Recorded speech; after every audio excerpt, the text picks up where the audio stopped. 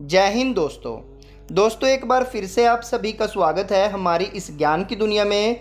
दोस्तों आज के हमारे इस वीडियो में हम आपको सुनाएंगे शिव महापुराण श्री रुद्र संहिता के तृतीय खंड के अध्याय 48वें की कथा, जिसमें शिव पार्वती के विवाह के आरंभ के बारे में बताया गया है।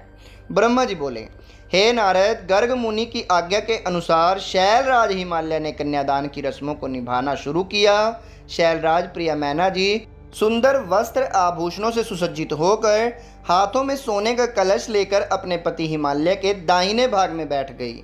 शैलराज हिमालय ने भगवान शिव का पाद्य से पूजन करने के पश्चात सुंदर वस्त्रों, आभूषणों एवं चंदन से उन्हें अलंकृत किया तथा ब्राह्मणों से बोले कि हे ब्राह्मणों, अब आप कन्यादान हेतु संकल्प कराइए। तब श्रेष्ठ मुनिगण सहर्ष संकल्प पढ़ने लगे। तब गिरिश्रेष्ठ हिमालय ने आदरपूर्वक वर रूप में विराजमान भगवान शिव से पूछा, हे शिव शंकर, विधि विधान से पार्वती का पाणी ग्रहण करने के हेतु आप अपने कुल का परिचय दें। आप अपना गोत्र, प्रवर, कुल, नाम, वेद, शाखा सब कुछ ब्राह्मणों को बता दें। गिरिराज का यह प्रश्न सुनकर भगवान शंकर गंभीर होकर कुछ सोचने लगे। सब देवताओं, ऋषि मुनियों ने जब भगवान शिव को इस प्रकार चुप देखा तो वे इस संबंध में कुछ भी उत्तर नहीं दे रहे थे और शांत थे। तब यह देखकर कन्या पक्ष के कुछ लोग उन पर हंसने लगे। नारद यह देखकर तुम तत्काल पार्वती के पिता शैलराज के पास पहुँचे और बोले, हे पर्वतराज, आप भगवान शिव से उनका गोत्र पूछकर बहुत बड़ी मूर्खता कर रहे हैं। उनका कुल, गोत्र आदि तो ब्रह्मा, विष्णु आदि भी नहीं जानते, तो भला आप कोई कैसे जान सकता है। भगवान शिव तो निर्गुण और निराकार हैं, वे परब्रह्म परमेश्वर हैं। वे निर्विकार, मायाधारी एवं परात्पर हैं। वे तो स्वतंत्र परमेश्वर हैं, जिनका कुल, गोत्र आदि से कुछ भी लेना देना नहीं। ये सब तो मनुष्यों के द्वारा निर्मित आडंबर मात्र है। शिवजी तो अपनी इच्छा के अनुसार ही रूप और अवतार धारण करने वाले हैं। यह तो पार्वती के द्वारा किए हुए उग्र तप का प्रताप है, जिसके कारण आप शिवजी के साक्षात स्वरूप के दर्शन पा रहे हैं। शैलराज, भगवान शिव गोत्रहीन होकर भी श्रेष्ठ गोत्र वाले हैं और कुलहीन होकर भी कुलीन हैं। इनकी विविध लीलाएं इस चराचर संसार को मोहित करने वाली हैं। हे गिरिश्रेष्ठ हिमालय, नाना प्रकार की लीला करने वाले इन भगवान शिव का गोत्र और कुल नाद है। शिव नाद में है और नाद शिव में है। नाद और शिव में कहीं कोई अंतर नहीं है।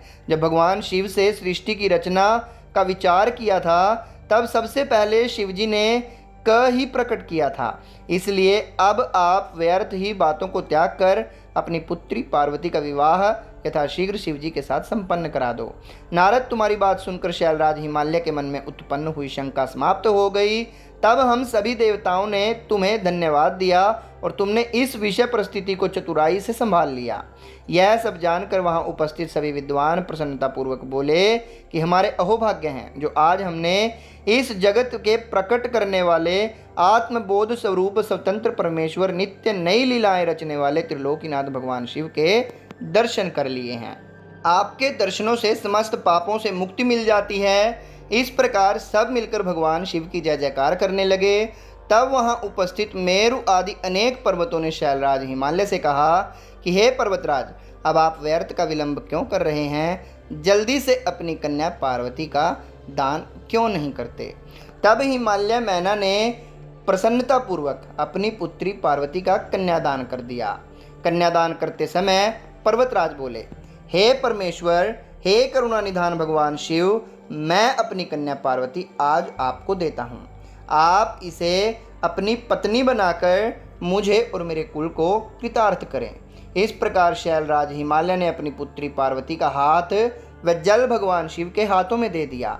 तब सदाशिव ने वेद मंत्रों के वचनों के अनुसार मंत्रों को बोलते हुए देवी पार्वती का हाथ लेकर पृथ्वी का स्पर्श करते हुए लौकिक रीति से उनका पाणी ग्रहण स्वीकार किया। इस प्रकार गिरिराज के कन्यादान करते ही चारों ओर शिव पार्वती की जय जयकार की ध्वनि गूंजने लगी।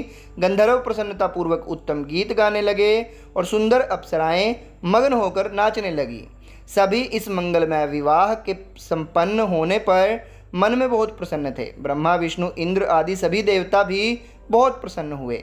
इसके बाद शैलराज हिमालय ने भगवान शिव को अनेकों वस्तुएं प्रदान की। रत्नों से जड़े हुए सुंदर स्वर्ण के आभूषण, पात्र एवं दूध देने वाली 1.25 लाख गौएं, 1 लाख सुसज्जित अश्व, 1 करोड़ हाथी तथा 1 करोड़ सोने जवाहरातों से जड़े रथ आदि वस्तुएं सादर भेंट की। उन्होंने अपनी पुत्री पार्वती की सेवा में लगे रहने के लिए 1 लाख दासियां भी दी। तत्पश्चात विवाह में पधारे अनेक पर्वतों ने भी अपनी इच्छा और सामर्थ्य के अनुसार उत्तम वस्तुएं शिव पार्वती को उपहार स्वरूप में भेंट की। इस विवाह से सभी प्रसन्न थे। सारी दिशाएं सहनाइयों की मधुर ध्वनि से गुंजायमान थी। आकाश से भगवान शिव और उनकी प्रिय पार्वती पर पुष्प वर्षा हो रही थी। कल्याणमयी और भक्त वत्सल भगवान शिव को अपनी प्रिय पुत्री पार्वती को समर्पित करने के बाद शैलराज हिमालय और उनकी प्रिय पत्नी मैना हर्ष से प्रफुल्लित हो रहे थे। शैलराज हिमालय ने यजुर्वेद की मंदंदिनी में लिखे हुए स्त्रोतों द्वारा शुद्ध हृदय और भक्तिभाव से भगवान शिव की अनेक बार स्तुति की। तत्पश्चात वहां उपस्थित श्रेष्ठ मुनिजनों ने उत्साहपूर्वक भगवान शिव और देवी पार्वती के सिर का अभिषेक किया। उस समय हिमालय नगरी में महान उत्सव हो रहा था।